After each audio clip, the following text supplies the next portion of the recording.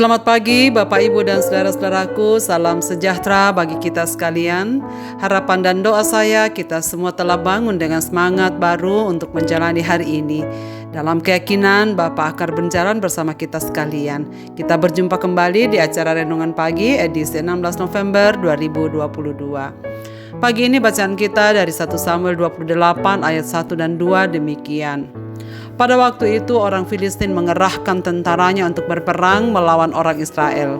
Lalu berkatalah Akis kepada Daud, "Ketahuilah baik-baik bahwa engkau beserta orang-orangmu harus maju berperang bersama-sama dengan aku dalam tentara."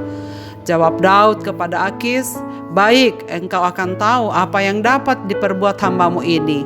Lalu Akis berkata kepada Daud, "Sebab itu aku mengangkat engkau menjadi pengawalku sendiri sampai selamanya." Saudara-saudaraku, dalam renungan pagi kemarin kita telah mendengar bagaimana Daud dalam keputusasaannya, dalam pelariannya, dan begitu pesimis bahwa Saul pasti akan membunuhnya. Ia melakukan kesalahan mencari perlindungan dan keamanan palsu dengan memilih berlindung pada belas kasihan Akis, Raja Gad orang Filistin, musuh orang Israel. Daud merasa tidak ada lagi tempat yang aman untuk berlindung kecuali pada negeri Filistin. Tentu hal ini sangat menggembirakan Akis sebab reputasi Daud sebagai panglima perang tidak diragukan lagi. Dengan alasan politik, Raja Akis menyambut dengan baik. Apalagi ia datang tidak hanya sendirian tetapi sepasukan gerilyawan bersama istri dan keluarga masing-masing, kurang lebih 600 orang. Bukankah ini adalah modal besar bagi Akis? Itulah sebabnya pada waktu Daud meminta tempat khusus dengan sukarela memberikan dataran rata yakni Siklak. Di sana mereka tinggal selama 16 bulan, bukan waktu yang pendek. Sekarang Akis akan berperang melawan Saul dan bangsanya sendiri.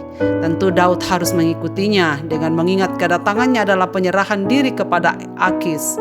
Maka ia menjawab, "Baik, engkau akan tahu apa yang dapat diperbuat hambamu ini." Saudara perhatikan, di sini Daud menyebut dirinya hamba di hadapan Akis. Ia akan menjadi ajudan Akis. Hal ini tentu sangat disayangkan jika dulu berkali-kali Daud berusaha melawan Filistin dan telah menewaskan Goliat tokoh pujaan Filistin.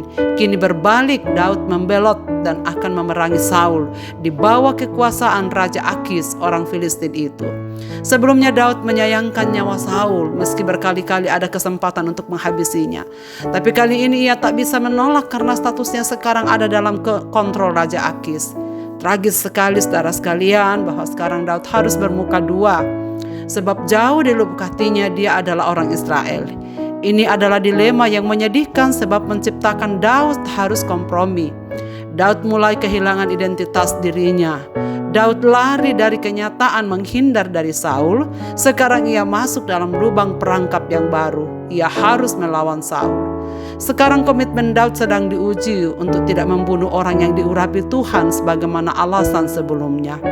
Saudara-saudaraku, apa yang dilakukan Daud dalam teks ini memberi pelajaran berharga bagi kita. Betapa kuat akibat kekhawatiran yang mendera hidup seseorang. Hidup Daud yang penuh tekanan, berpindah dari tempat ke tempat lain, pengembaraan yang tiada ujungnya, membuat Daud lemah dan tak berpengharapan. Akhirnya mengambil jalan pintas.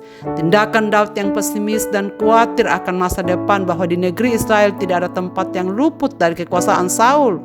Dan jika tetap di sana tinggal menunggu waktu, Saul akan menghabisinya. Daud sekarang kehilangan percaya pada Tuhan. Seperti yang dialami sebelumnya, bahwa Tuhan selalu menjaga, memimpin dan melepaskannya dari tangan musuh. Sekarang telah kehilangan kendali. Saudara-saudaraku, marilah kita waspada akan dampak buruk dari kekhawatiran.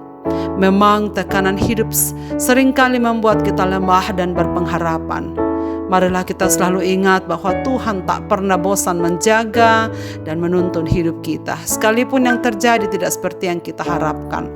Tetaplah berlindung pada tangan Allah, saudaraku. Jangan menyerah untuk berharap padanya. Sekalipun sepertinya tidak ada jalan keluar. Percayalah dan sabarlah, Tuhan tetap sedang bekerja di atas hidup kita. Jangan menyerah untuk tetap taat dalam setiap kondisi hidup kita. Marilah kita berdoa.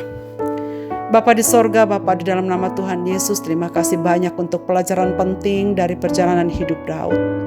Ya Bapa di sorga, kami mengaku bahwa kadang-kadang tekanan, tantangan hidup seringkali membuat kami lemah untuk berharap kepada Tuhan dan mengikuti jalan pikiran kami.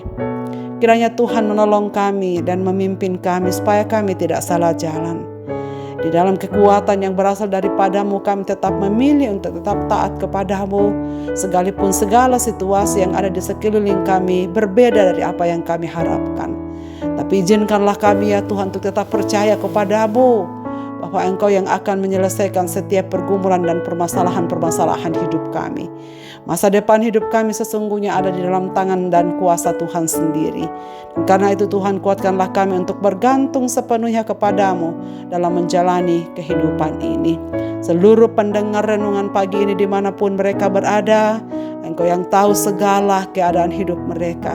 Bapa di sorga, apa yang sedang mereka doakan, apa yang mereka sedang harapkan, apa yang sedang mereka khawatirkan, apa yang mereka cemaskan, kami taruhkan dalam tangan-Mu saat ini. Engkau yang maha tahu. Sembuhkan mereka yang sedang bergumul dengan sakit penyakit mereka. Kuatkanlah mereka yang sedang lemah iman, dan hiburkan mereka yang sedang sakit dan yang sedang berduka.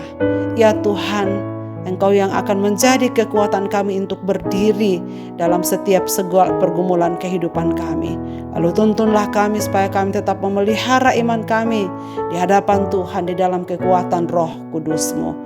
Di dalam tangan Yesus Kristus kami taruhkan hidup kami sepanjang hari ini, dan kami percaya penuh kepadamu. Engkau akan bertindak melalui segala hidup yang kami akan jalani di hari ini.